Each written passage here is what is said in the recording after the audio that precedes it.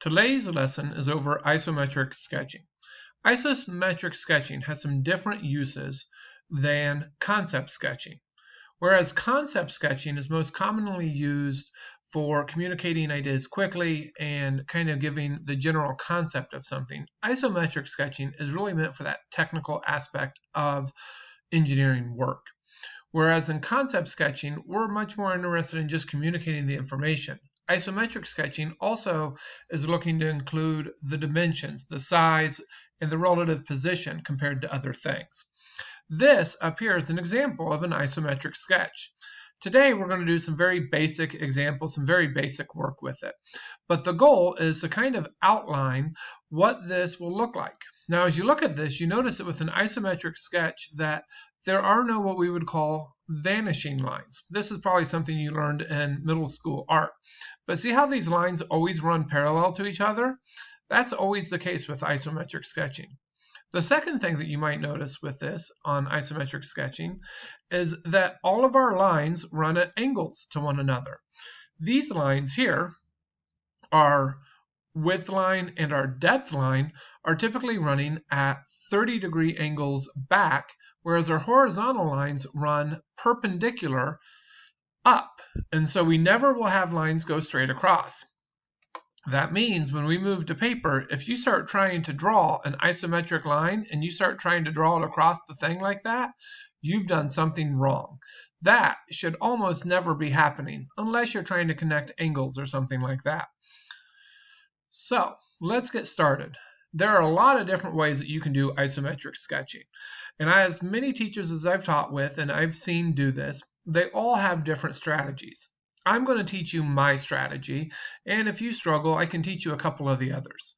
Generally speaking, I like to start by outlining the most complicated shape first. In this situation, our most complicated shape is this right here. Notice how it has the most information going on? I'm going to go ahead and outline that whole shape.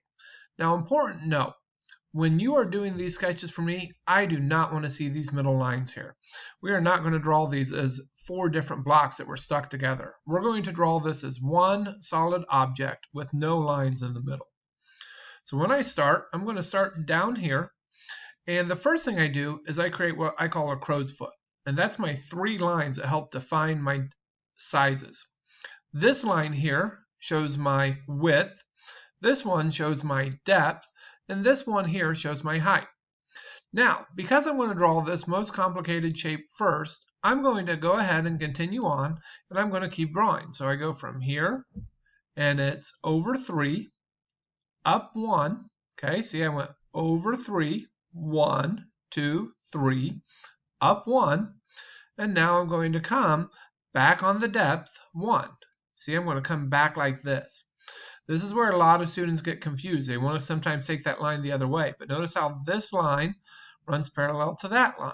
Well, it's the same thing you see up here. This line here runs parallel to this line. Now I want to go up and then back on my depth. So up and over. See, now I'm going to come down, and we know that our down lines go up and down. So I come down, and hopefully at this point you see this connection. So now that we have this shape, hopefully you can see how the rest of it will connect in easily. So now I'm going to go ahead and draw this side here, and I'm going to draw all of it. I'm going to draw it this way and then that way. So I have this side and this side.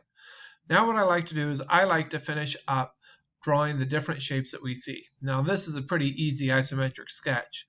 We just have squares going around the rest of the way.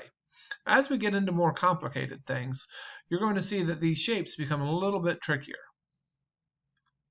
Now, right here is where it sometimes gets tricky. If we were holding the actual block in our hand, we might look at this and be tempted to say that we would be able to see a line back here. But remember, isometric sketching does not work the way our mind actually works, because normally something that's further away from us would be getting skinnier. So that means in an isometric sketching, there are a lot of times where you end up with shapes like this, where the line comes back and it connects into another dot. And so just be aware that that's something that we hit pretty commonly, so don't worry about it. All right, that's everything.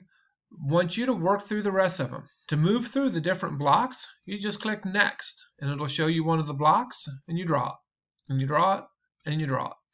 For this activity, you should be doing 7 different challenges.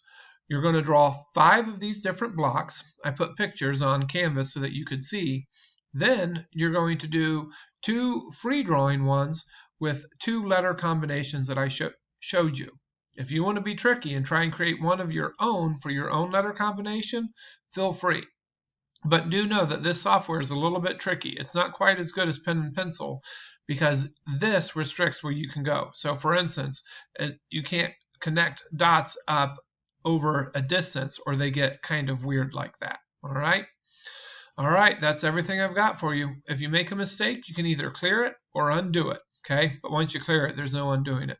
Good luck, guys. If you have problems, send me messages. By the way, I wanted to say that I saw some of your guys' sketches and good work. Remember, they're supposed to be doing all the sketches from column 1, 2 of the sketches from column 2, and just 1 sketch from column 3. I thought I saw some of you were only doing 1 sketch overall. I will take a look at all of your sketches later. Again, guys, good work. Keep up the good work. Take your time.